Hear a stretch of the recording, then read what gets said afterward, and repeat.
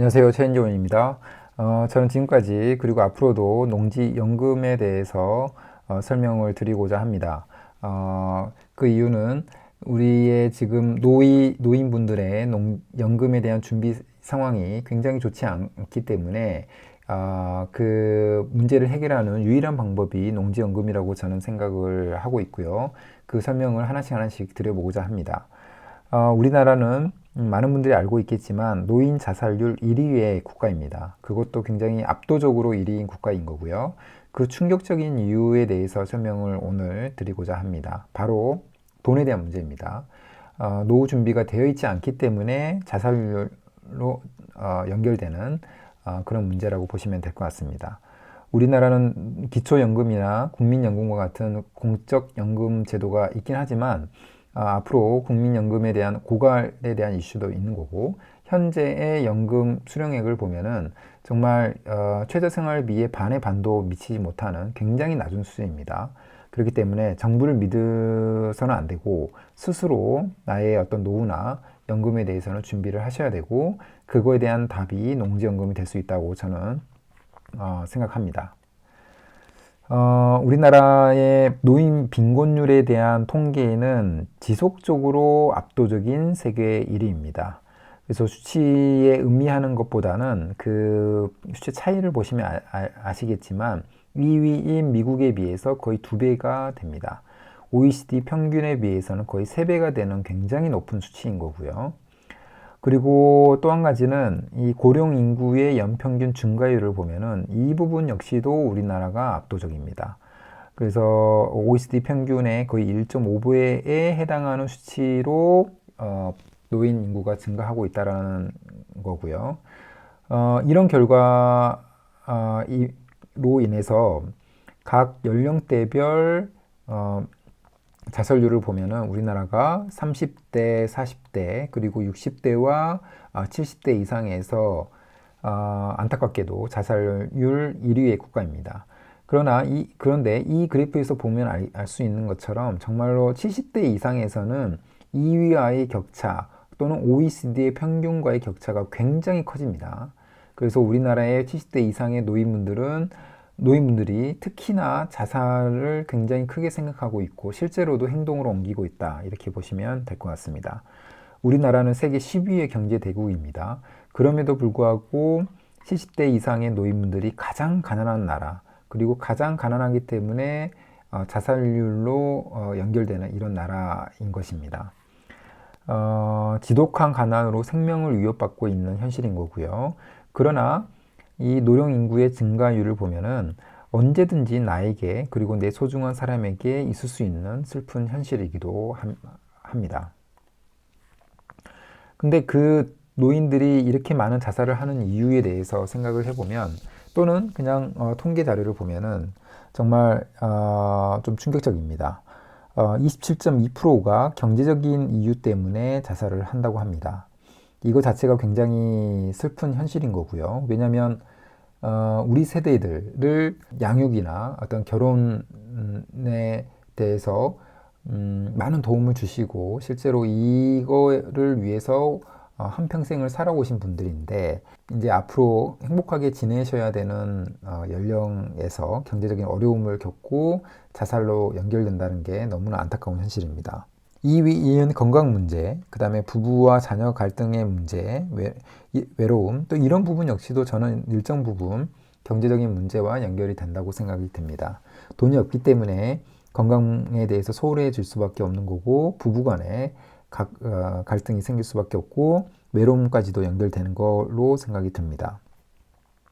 그래서 제가 사실은 이 농지연금에 대해서 영상을 준비하고 공부를 하고 그 많은 분들께 알려야 된다고 생각했던 이 부분 역시도 이런 노인분들이 사실은 행복하게 살아가시면서 노후를 마감해가는 이런 그 생각이 들지만, 이게 바람직하다고 생각이 들지만 현실적으로는 너무 반대이고, 더구나 우리나라에서는 그게 너무나 강합니다. 우리나라의 정부의 부채는 세계에서 가장 양호하지만 일반 국민들의 가계 부채는 세계에서 최악이고, 우리나라의 경제력은 세계 10위권이지만 노인에 대한 빈곤율은 세계 최악인 이런 모순 아닌 모순을 바라보면서 이거는 정부에게 우리의 노후나 어떤 경제적인 자유를 맡길 게 아니라 우리 스스로 챙겨야 된다고 생각을 했고요. 다만 이 공적연금, 즉 기초연금이나 국민연금으로는 이런 부분들이 해결이 될 수가 없기 때문에 우리 스스로 사적연금을 통해서 해결을 해야 된다고 생각을 했고, 가장 강력하게 그리고 가장 큰 혜택을 주는 이 농지연금에 대해서 몇 가지만 준비를 한다면 우리 모두가 큰 혜택을 받으면서 노후 준비를 할 수 있기 때문에 지속해서 이런 말씀을 드리게 되었습니다. 그래서 그 방법에 대해서 다시 한번 설명을 드리면, 이 농지에 대해서 관심을 가져야 됩니다. 왜냐하면 농지는 가장 싼 토지이고 매년 물가 상승률만큼은 오르는 가장 안정적으로 우상향할 수 있는 자산이기 때문입니다. 아파트나 어떤 주식이나 어떤 대지와 같이 그 투기 수요가 붙을 수가 없기 때문에, 왜냐하면 농지는 일반적으로 농업인만이 소유를 할 수 있기 때문에 수요가 제한됩니다. 그런 제한된 수요에서 어떤 투기 수요가 붙지 않고 거품이 붙지 않기 때문에 물가 상승률만큼 안정적으로 오를 수밖에 없습니다. 그래서 이런 신뢰에서 출발을 한다고 생각하고요.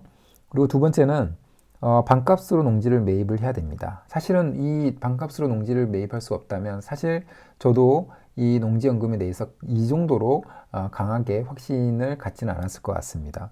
왜냐하면 반값으로 매입을 하는 순간 이 가격에 대한 수익에 대한 부분은 리스크는 없어지기 때문입니다. 일반적으로 경제 위기가 와도 자산의 가치가 반값 이하로 떨어지는 경우는 많지는 않습니다. 거의 없다라고 보시면 될 것 같고, 특히나 이렇게 안정적인 농지가 반값으로 떨어지는 일은 없습니다. 그래서 심리적으로 안정된 상태에서 농지를 보유할 수 있을 것 같고요.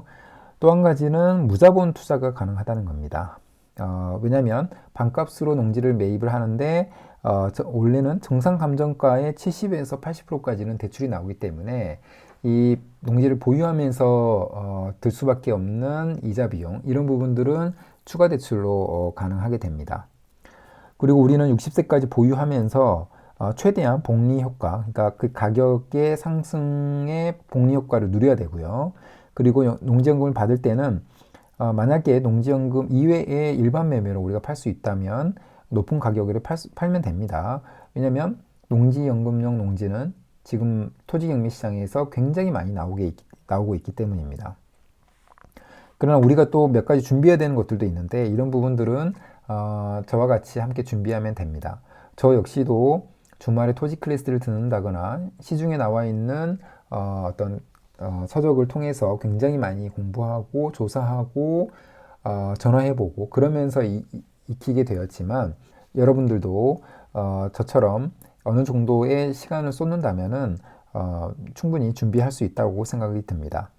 농지연금이나 토지에 대한 기초지식, 그리고 토지 경매에 대한 어떤 기초지식은 어느 정도는 있으셔야 됩니다.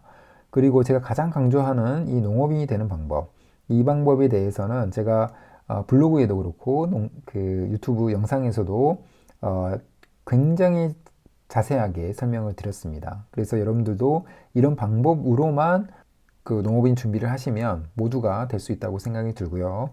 그 다음에 개발 호재가 가득한 지역 중심으로 저는 농지를 매입을 합니다.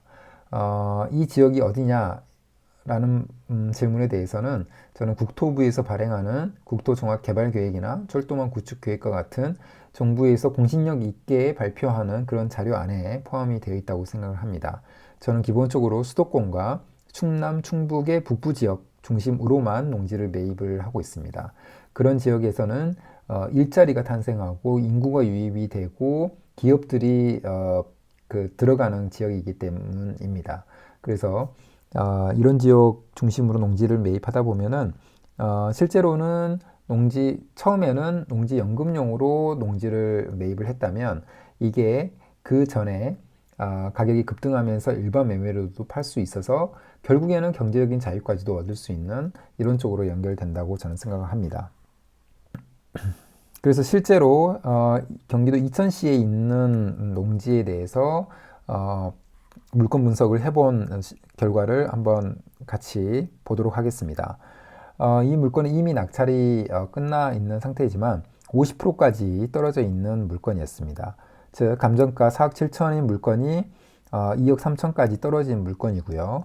이 4억 7천은 연 4% 수준으로 올라간다고 가정했을 때 10년 후에는 8억 4천 정도가 되고요. 26년 후에는 33억 정도가 됩니다. 그래서 이게 바로 복리 효과라는 거고요. 일찍 보유하면 할수록 이 매입한 가격은 정말 엄청난 속도로 증가를 하게 됩니다.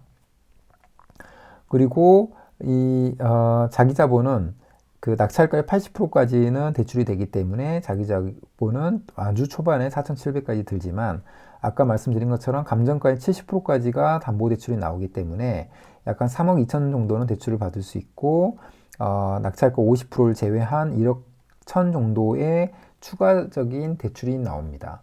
이 대출을 다 받을 필요는 없고 매년 소유하면서 들게 되는 이자 비용만 낸다라고 생각하시면 될 것 같습니다. 근데 산술적으로 계산했을 때 25년이 되지만 아까 매년 시간이 지나면서 이 감정가가 올라가는 이런 부분들은 이 계산 안에 넣지 않았습니다. 그래서 결국에는 거의 무한대로 반값으로 농지를 매입하는 순간 이런 농지를 무한대로 보유할 수 있다라고 설명드릴 수 있을 것 같고요. 그래서 10년 후의 가격은 현재보다 1.8배, 20년 후의 가격은 7.1배가 올라가는 복리 효과를 누릴 수가 있는 거고 아까 말씀드린 대로 자기 자본이 정말 필요가 없습니다. 왜냐하면 감정가의 70%에서 80%가 대출이 나오는데 그거 이하로 낙찰을 받았기 때문에 추가 자본은 필요가 없는 거고요. 그리고 항상 복리 개념인 가격은 단리 개념인 이자보다는 높다. 이 부분 역시도 충분히 이해하실 수 있을 거라고 생각이 듭니다. 그래서 이런 전체적인 흐름을 이해를 하셨다면은 실제로 내가 보고 있는 물건들이 이런 흐름에 해당하는지를 확인하고 저에게도 한번 질문을 좀 주시면 제가 함께 고민을 하도록 하겠습니다. 그리고 몇 가지 알아봐야 되는 사항들도 알아봐서 충분히 매입할 만하다 그러면은 하나씩 매입을 하는 겁니다. 그래서 이 일찍 매입하면 매입할수록 그 가격의 상승분은 훨씬 더 크기 때문에 이런 패턴을 통해서 노후 준비와 경제적인 자유를 이룰 수 있다고 저는 확신합니다. 그래서 오늘은 왜 우리 노인분들이 자살을 하는 이유에 대해서 설명을 해봤고 정부의 공적연금으로만 의지하기에는 너무나 빈약하다. 그리고 앞으로 그 리스크는 더 커진다라고 생각이 들면서 이 농지연금을 개인적으로 그리고 스스로 챙겨야 된다고 말씀을 드렸습니다. 그러면 오늘 영상은 이것으로 마무리하겠습니다. 감사합니다.